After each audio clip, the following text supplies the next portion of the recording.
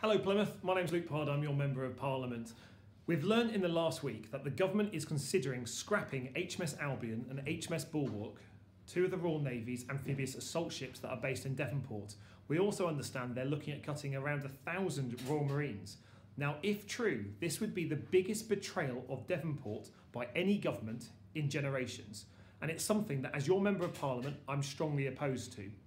So yesterday, I was trying to bob to catch the Speaker's eye, as was Gary Steeter, the Conservative MP for South West Devon, to ask the Prime Minister a question about these cuts to our military. Gary Steeter managed to get in there before I did, and he asked the Prime Minister a question about those defence cuts. When you are looking at this clip that I'm about to show you, I want you to ask yourself three simple questions about this. One, do you think that the government has been considering these cuts along the way? Secondly, can you spot the government ruling out any of these cuts? And finally, what do you think at this time means when the Prime Minister says it? Here's the question and the answer from the Prime Minister. Does my right honourable friend agree that the Royal Marines, supported by a specialist amphibious fleet, have served our country with great distinction for many, many years? Does she share my concern that one of the proposals currently being considered by the Royal Navy is to downsize the amphibious fleet?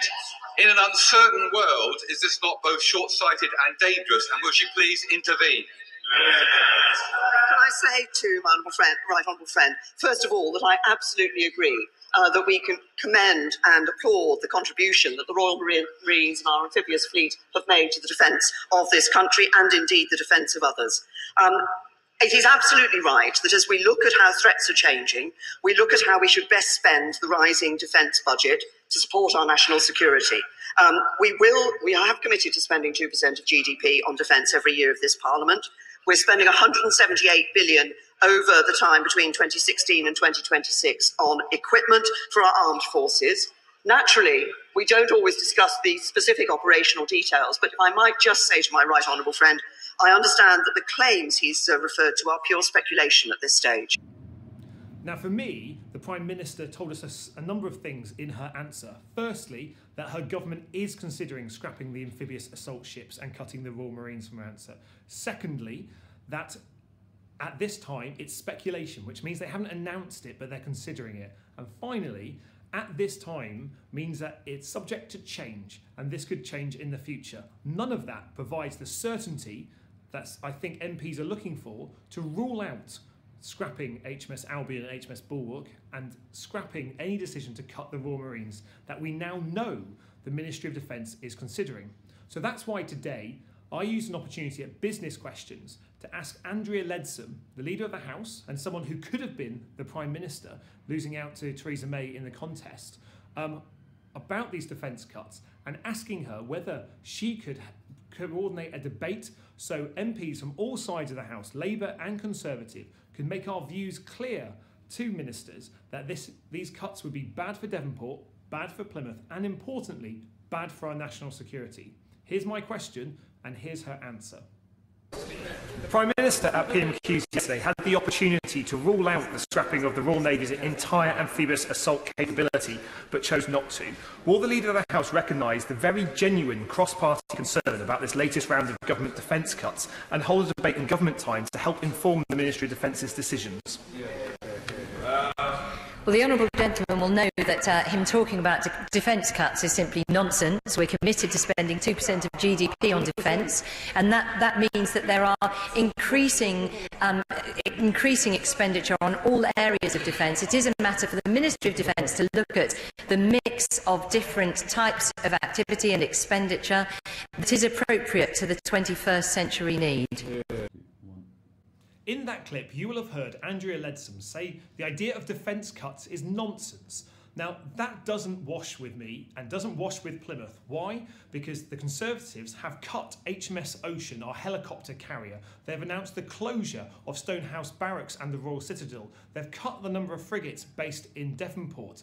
Defence cuts are real and are happening under the Conservatives. So the question that I asked the Minister to get a debate so we can inform that was met with an ill-informed answer that I don't think was very helpful. I'm getting used to having answers that aren't quite good from government ministers, but this is really important because this is about our national security. This isn't one party throwing mud at another. This is about saying, if we lose our amphibious capabilities, Ocean's already going, and with Albion and Bulwark potentially being scrapped too, there'll be no rationale for why we have the Royal Marines, which means that capability could be withdrawn as well. That means our ability to have assured access to enemy territory, the ability to transport troops and equipment overseas could be severely compromised, a capability we would never get back.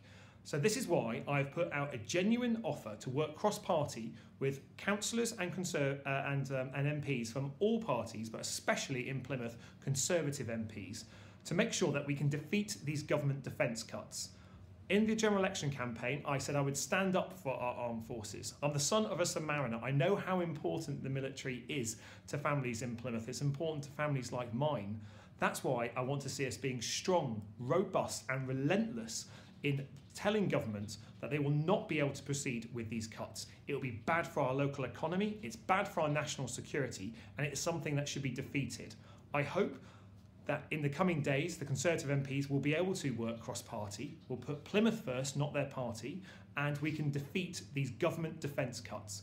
Because having seen what they've done in terms of hacking apart our helicopter carrier capability with the potential sale of HMS Ocean to Brazil, seen what they've done in cutting the Royal Marines at 4-2 Commando in Bickley, seen the way that they've implemented an armed forces pay cap on our armed forces that caps their pay, I think we've got a government that isn't really understanding the importance of our armed forces. That's why I'm prepared to work with any MP, Conservative, Labour or any other party to defeat these government proposals. That's a genuine offer from me, a campaign to put Plymouth first. Here's an example of when we need all our MPs to put Plymouth first and defeat these proposals.